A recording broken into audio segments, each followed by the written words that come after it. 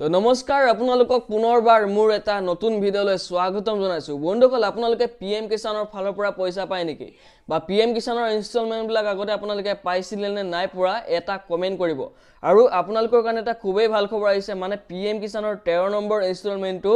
কেতিয়া দিব আপোনালোকে জানিব পাৰিব তো বন্ধুসকল পিএম কিষাণৰ 13 নম্বৰ কিস্তিটো পোৱাৰ আগতে আপোনালোকে কিন্তু এইগিটা কাম কৰাটো অতি জৰুৰী যদিহে আপোনালোকে ইকেৱাইসি কৰা নাই তেতিয়ালে কিন্তু আপোনালোকে ইকেৱাইসি নকৰিলে কিন্তু আপোনালোকে পিএম কিষাণৰ আহিবলগীয়া যোনটো 13 নম্বৰ কিস্তি সেই কিস্তিটো কিন্তু আপোনালোকে নাপাব লগতে কেনেকৈ কৰিব আহক জানিলো তাৰ কাৰণে ফাৰ্স্ট আপোনালোকে পিএম কিষাণৰ অফিচিয়েল ৱেবছাইট আহিব লাগিব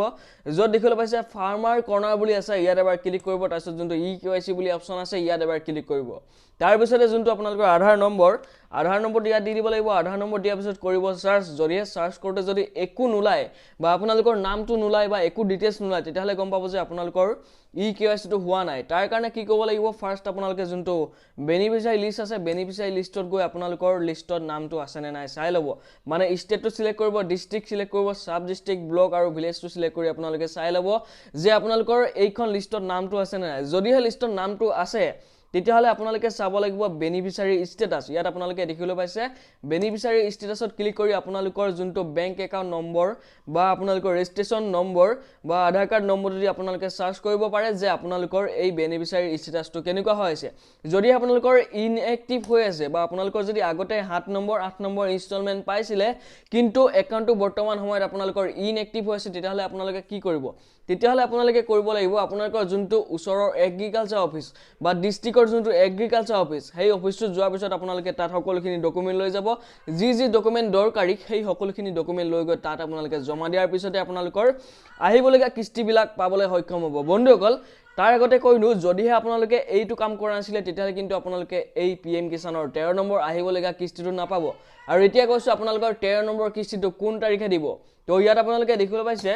মই বহুত কেটা ওয়েবসাইট ঘুৰিলো কিন্তু আপোনালোকৰ কাৰণে লৈ আনিছো যে পিএম কিষাণৰ 13 নম্বৰ কিস্তিটো কোন তাৰিখে দিব মানে আপোনালোকৰ যোনটো পিএম কিষাণৰ 13 নম্বৰ কিস্তি সেই কিস্তিটো আপোনালোকৰ 22 মাৰ্চৰ ভিতৰতে আপোনালোকে পাই যাব বন্ধুসকল আপোনালোকৰ কাৰণে এটা খুবেই ভাল খবৰ মানে অহা 22 তাৰিখ অৰ্থাৎ 22 মাৰ্চৰ ভিতৰতে আপোনালোকে 13 নম্বৰ কিস্তিটো পাই যাব 13 নম্বৰ কিস্তিটো পাবলৈ হলে আপোনালোকে 2000 কৈ টকা পাব আৰু লগতে আগতে যোনটো আপোনালোকে 6000 টকা পাইছিলে মানে বছৰত 6000 টকা পাইছিলে 2000 কৈ তিনিটা কিস্তি কিন্তু এইবা আপোনালোকে পাব